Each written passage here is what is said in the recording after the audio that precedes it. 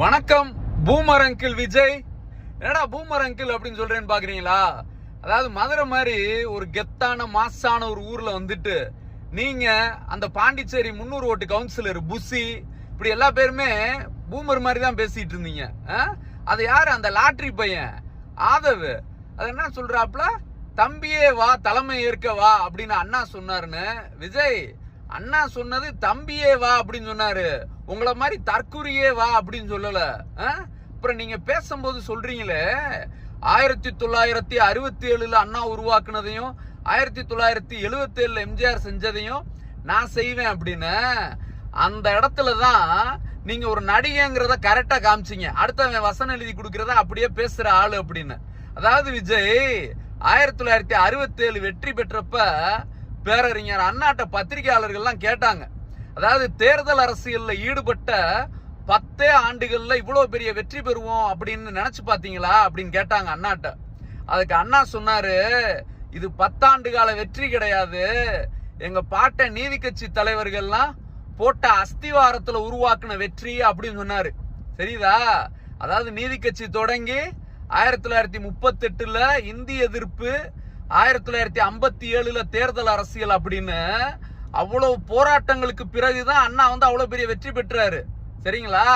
அதே மாதிரி எம்ஜிஆரும் 1957 தேர்தல், 62 தேர்தல், 67 தேர்தல், 71 தேர்தல்னு எல்லா தேர்தலையும் வந்து திமுக தொண்டனா, ஒரு திமுகவோட நிர்வாகியா, திமுகவோட போராளியா களத்துல பணி செஞ்சுதான் அந்த வெற்றி அவருக்கு சாத்தியமாச்சு.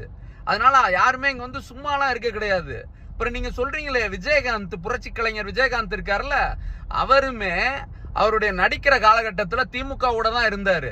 அதுக்கப்புறம் 2000 கொடி வெளியிட்டு 2011 தான் அவரால் எதிர்கட்சி தலைவராகவே ஆக முடிஞ்சுச்சு. இதுதான் வந்து அரசியல். சினிமா மாதிரி நினைச்சோம்னா வேஷம் கட்ட முடியாது விஜய். இங்க வந்து யாரோ வந்து எழுதி கொடுக்குறாங்க அப்படின்னா எதையாவது பேசிட்டு இருக்க கூடாது.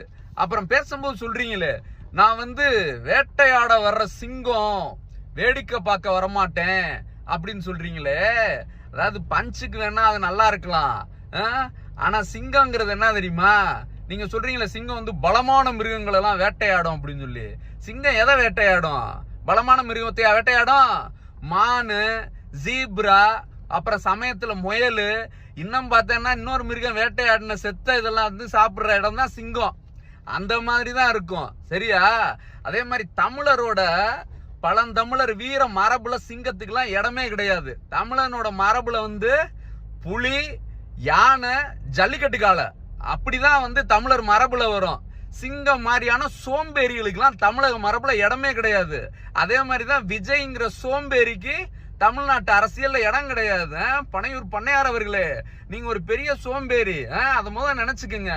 அப்புறம் சொல்றீங்க 30 வருஷத்துக்கு மேல நான் நடிச்சுட்டு இந்த இடத்துக்கு வந்திருக்கேன் அப்படிங்கிறீங்க.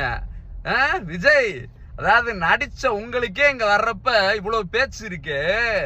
50 வருஷமா போராடி இந்திரா காந்தி மாதிரி வலுவான லீடர்லாம் எதிர்த்து இன்னைக்கு நரேந்திர மோடி கண்ணில் விரல விட்டு ஆட்டி ஒவ்வொரு தேர்தலையும் நரேந்திர மோடியும் அமித்ஷாவும் ஓட விட்டு இன்னைக்கு இந்தியாவே திரும்பி பாக்குது பாருங்க. முத்துவேல் கருணாநிதி ஸ்டாலின் 50 வருஷம் போராடின தலைவன் எங்களுக்கு எப்படி இருக்கும்? அதாவது விஜய், நீங்க பேசுறதுக்கு முன்னாடி அந்த 300 ஓட்டு கவுன்சிலர் புசிட்டையோ அல்ல அந்த லாட்ரி பையன் மார்டின்ட்டே கேட்கறதுக்கு பதிலா உங்க பக்கத்துல அந்த IRS வாங்கிட்டு விட்டுட்டு வந்திருக்காப்ல ஒரு பையன், அருண் பிரசாத்தா அருண்குமாரா, அந்த பையன்கிட்ட கேளுங்க, நீ எப்படி தம்பி IRS ஆன அப்படின்னு சொல்லி. முத்தமிழ் அறிஞர் கலைஞர் போராடி வாங்கி கொடுத்த அந்த OBC இடஒதுக்கீடால தான் நான் IRS ஆனேன்னு அவர் சொல்லுவாப்ல. அதான் அந்த வரலாறெல்லாம் தெரிஞ்சுக்குங்க. இல்லைன்னா உங்க அப்பாட்ட கேளுங்க, கலைஞர் எவ்வளவு பெரிய ஆள்னு உங்க அப்பாவுக்கு தெரியும். அந்த காலகட்டத்தில் உங்க அப்பாவே வந்து கலைஞர்கிட்ட அண்டிதான் பொழைச்சாப்ல. அப்புறம் உங்களை மாதிரி ஜெயலலிதாட்ட போய் ஒரு படத்துக்காக கெஞ்சினவங்க திமுக காரன் எவனுமே இருக்க மாட்டான். அப்படி ஒரு படம் முக்கியமா போய் கெஞ்சனுமான்னா திமுக காரன் சுயமரியாதை தான் முக்கியம் நிற்பான். விஜய் மாதிரி வந்து சப்ப பையங்க தான் போய் வந்து அங்க போய் கெஞ்சனுக்கு நின்றுட்டு இருப்பாங்க. தெரியுதா விஜய்? அதனால அந்த வரலாறெல்லாம் தெரிஞ்சுட்டு வந்து நீங்க பேசுங்க. நீங்க வந்து எது பேசி இருக்கணும் தெரியுமா? நேத்து அமித்ஷா கொண்டு வந்தாரு 130வது சட்ட திருத்தம், அத பேசியிருந்தா கெத்து. அதே ஒரே நாடு ஒரே தேர்தலை எதிர்க்கிறேன் அப்படின்னு சொல்லியிருந்தா அதுல ஒரு கெத்து.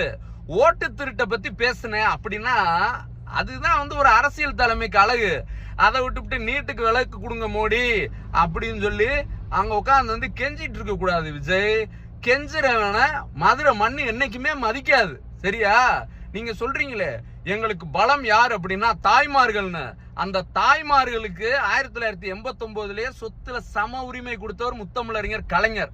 அவங்களுக்கு பொருளாதார ரீதியா வந்து ஒரு முன்னேற்றம் கொடுத்தது அவர் கொண்டு வந்த சுய உதவி குழு. அந்த தாய்மார்களுக்கு தான் எங்க தலைவர் உரிமை தொகை கொடுக்கிறாரு, விடியல் பயணம் கொடுக்கிறாரு.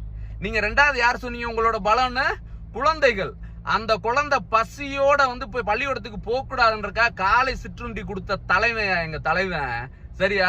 இளைஞர்கள் சொல்றீங்களே நான் முதல்வன் புதுமை பெண்ணுன்னு, நண்பா நண்பீஸ் அப்படி எல்லாத்துக்கும் வாயளவுல வந்து இப்படி பேசிட்டு பிளாக்ல டிக்கெட் கொடுத்து ரசிகரை ஏமாத்துற மாதிரியான சில்லறத்தனம் பண்றவங்க நாங்க கிடையாது.